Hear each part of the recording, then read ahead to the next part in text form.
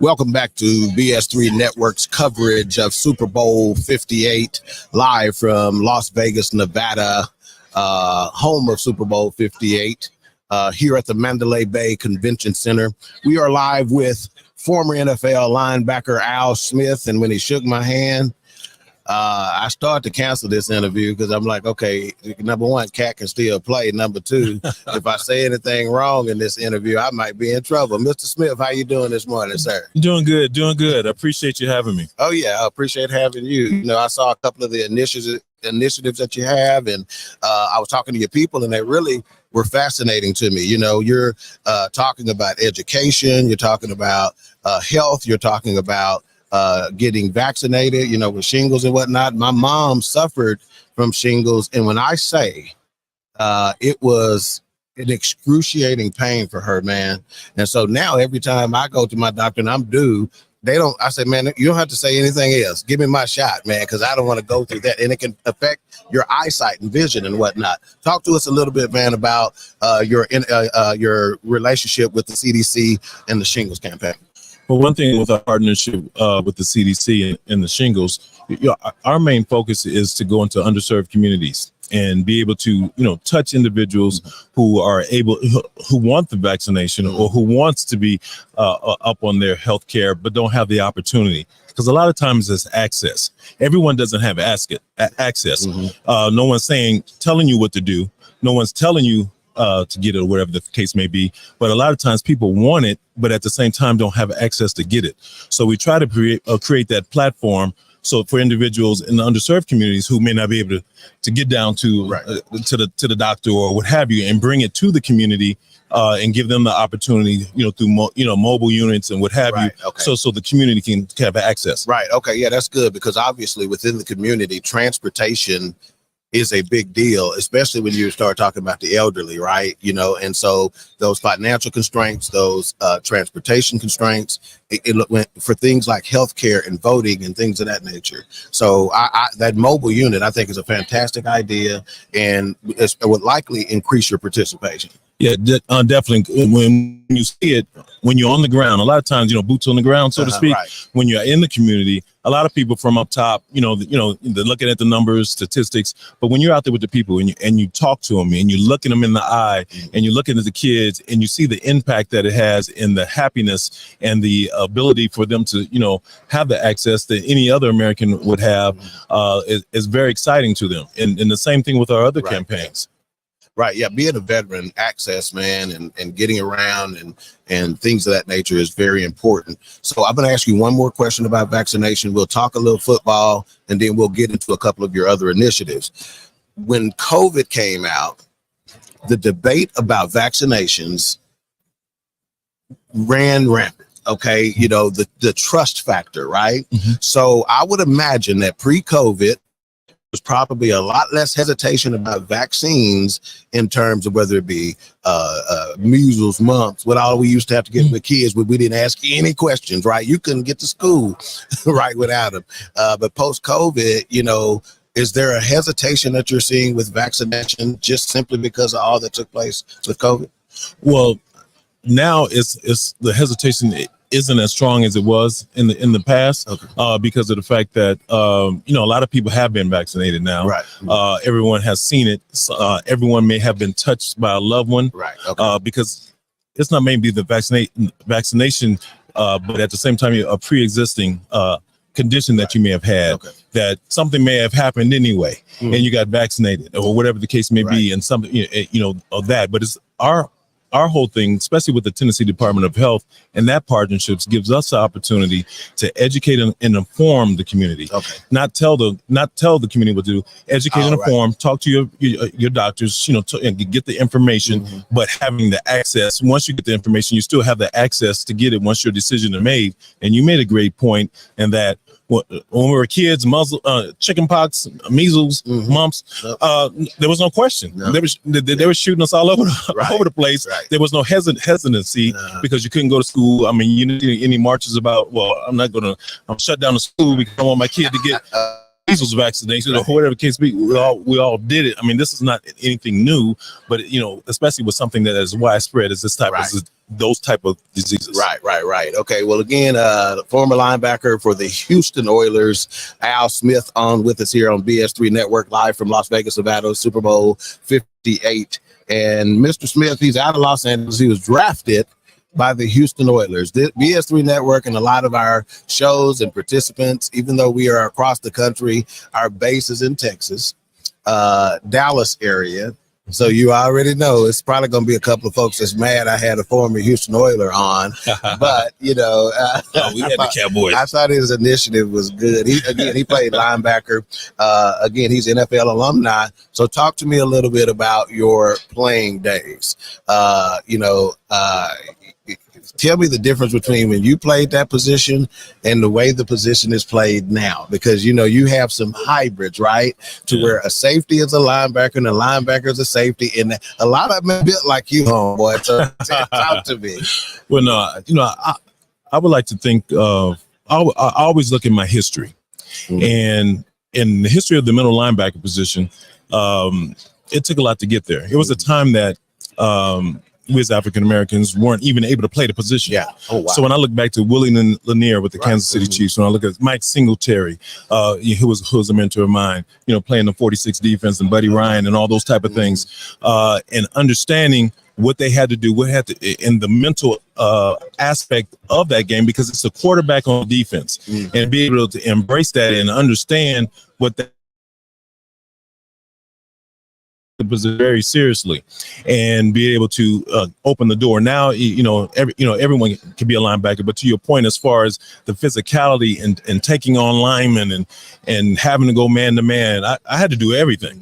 It wasn't just drop back on zone. Now, a lot of these linebackers just drop back on zone. They don't have to really take on anybody. They run around blocks or whatever the case may be, but we weren't able to do those type of things. It was more of a physical game. We played on turf. All those type of things were a lot tougher than it was that it is now. And like you said, we have a lot of hybrids, so you don't know what's the linebacker and what's not a linebacker anymore. Right. Which in some ways, right, again, we're Cowboy fans with BS3 Network, a lot of us, and Michael Parsons is one of our guys, obviously, right? And you see this dude play on the D-line as an edge rusher.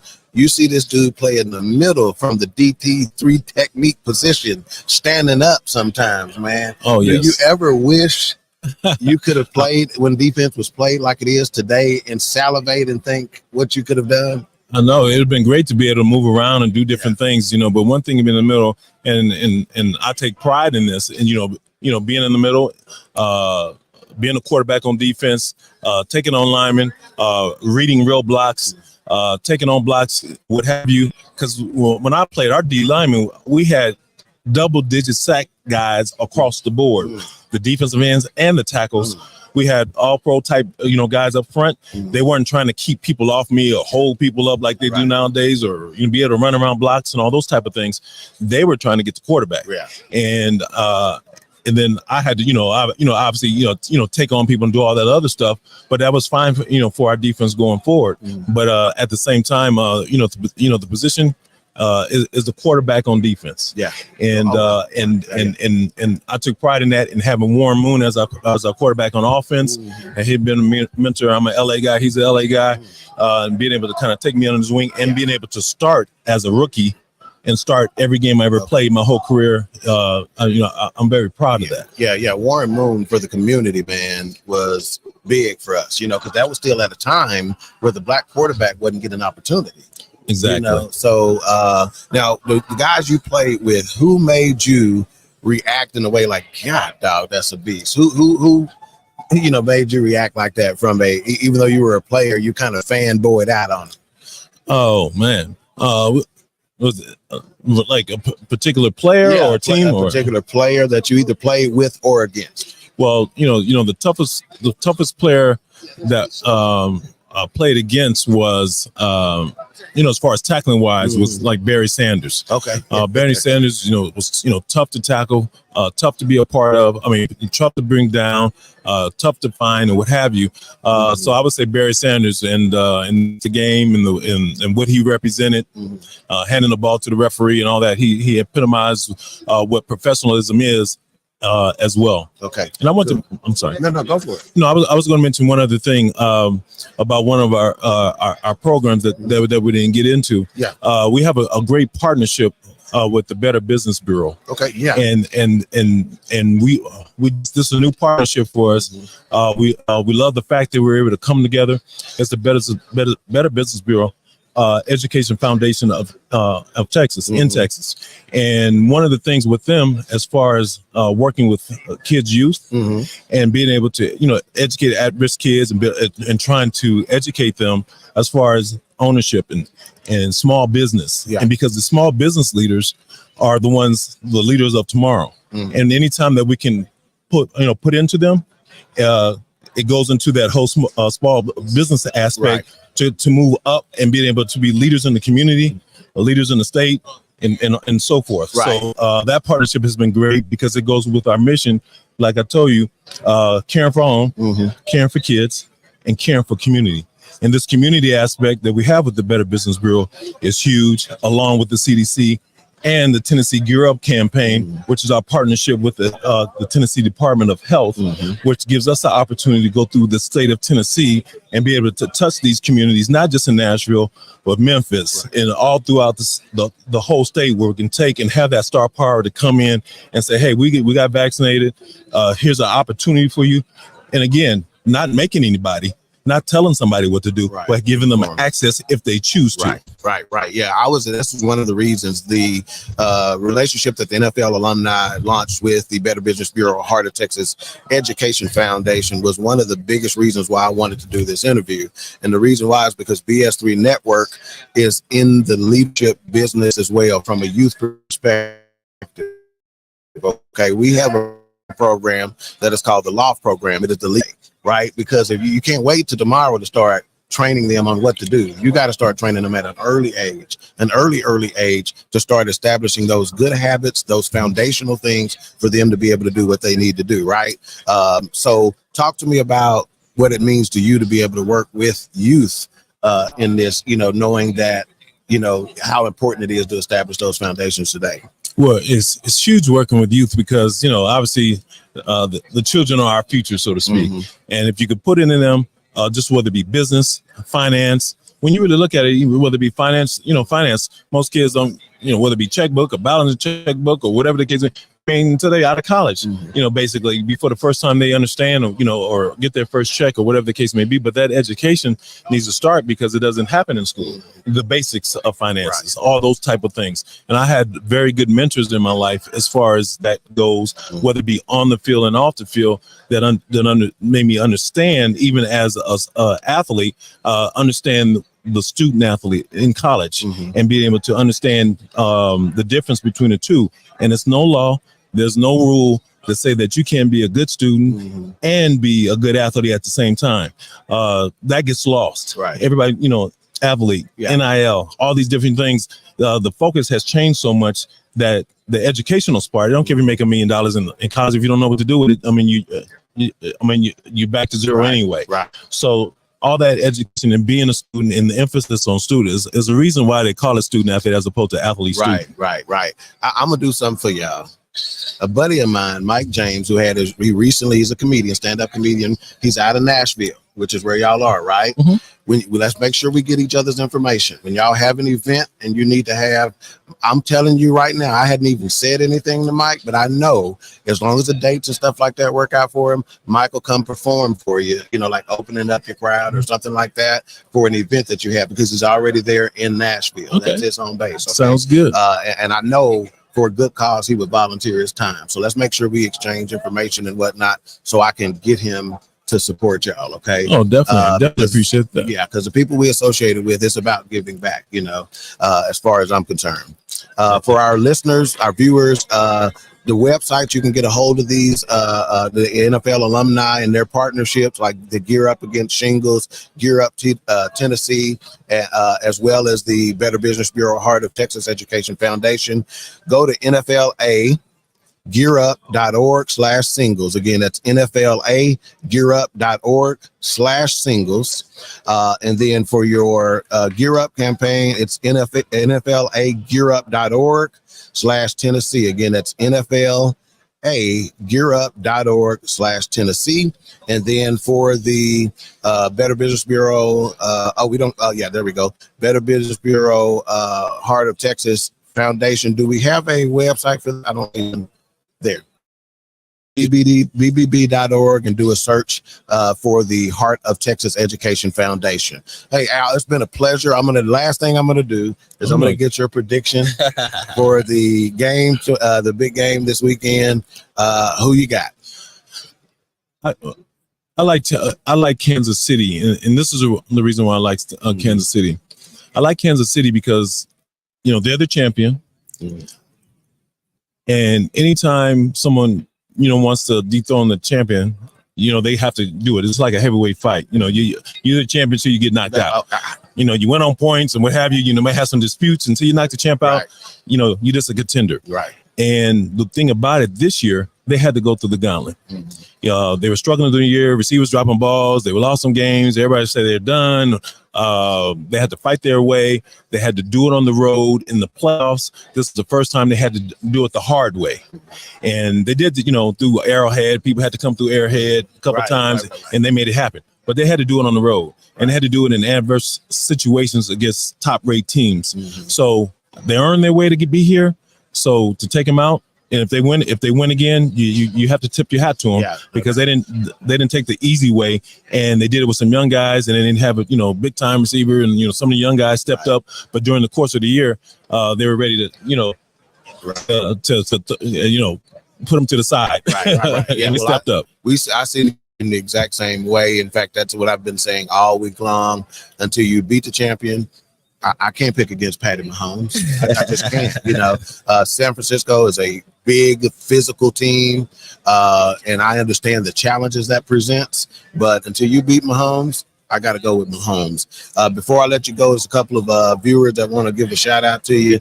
Nathan Ramachandra says, "Great guest." And we're not gonna ask that question. I wanted to ask what's your moment as a player in the Super Bowl. Well, we're not gonna take any more of his time.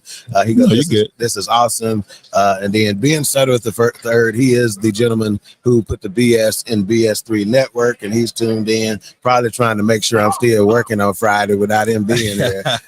We working. So just have my check ready. You hear me? You working hard. You working hard though. That's good. So Al, we really appreciate your time, man. Best of luck to you, and make sure we exchange information because I'm going to get you with Mike James. So when y'all have something in to the Nashville area, he can support you. Well, I appreciate you having me on. All right. I appreciate you again.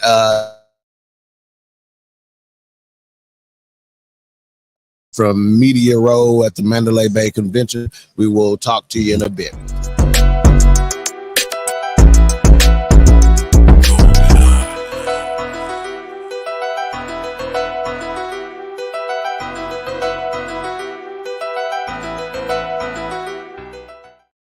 Information on the back of it, and I promise you Mike James will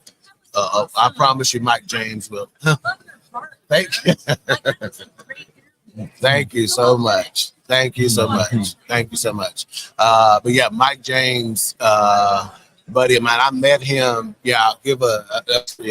Mike James was I met him in San Antonio about, I guess it's been about 8 years or so ago. And we met after the show. He was doing a comedy show there with Lonnie Love. We met, we connected, we clicked, and we have over 38 podcasts on our network, and we also have a Roku TV channel, Black owned and operated. Dallas is our base, and we had him on a couple of podcasts. He ended up getting a dry bar comedy special. He tours with Godfrey all the time. And Zany's there in Nashville. I was just a couple weeks ago. C. Curry was there. Oh yeah. So he's the opening as long as he's not touring somewhere. Okay. So that's just like his home club, and he'll host there. Which one's your number then? I'm Ivan, King Ivan, with King Day, with King Okay. Dog. Yeah, so that number, email, Okay. and just shoot me something. And Okay. that's one of the podcasts that I'm on the network. Is it sell? Is it sell or? Yes, that's it. That's it. So yeah, shoot me some. Well, I can. What's easier? I can just. Yeah, here I'll put it in right now. Matter of fact, I'm gonna give him a call and let him know what's happening. Let me know when you're ready. Okay. Yeah. 615 293 Uh-huh. 9522. Cool. Okay, I got you, man. I'll make sure to put y'all Did you together. Well, Dom. Oh, yeah. I just go ahead and lock you. No, okay. Matter of fact, I'm gonna shoot you a text. Put the name with us so I don't get it I mixed will. up. And then her name is Stacy. Okay, I will. Appreciate you having me on. Oh yeah, man. I appreciate you for taking the time, man. Yes, please. We're gonna get a couple of pictures if y'all don't mind. Oh, no problem. Actually, mine great.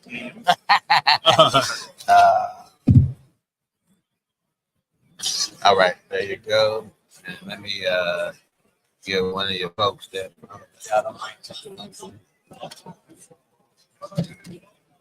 Like I said,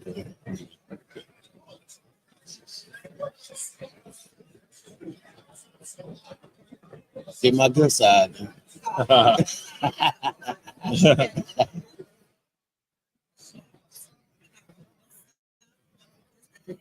Yeah, sure. All right, thank you. Hey, appreciate you. Okay. Yes. Y'all ever need to get on anybody podcast? We have podcast. My boss.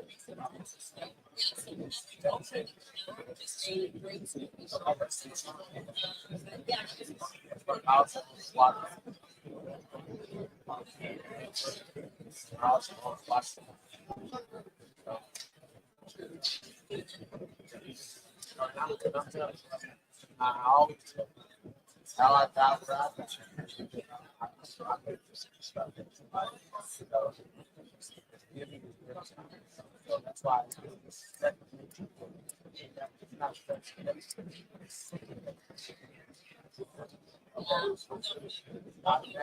So whenever I think of stuff, I'm like, okay.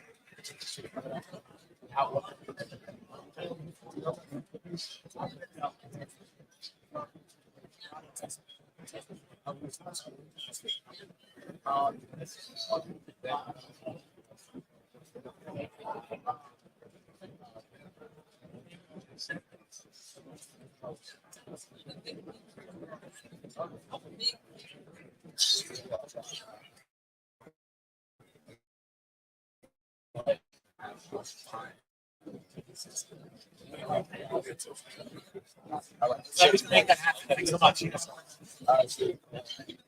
Take some of that clean off your phone. After this is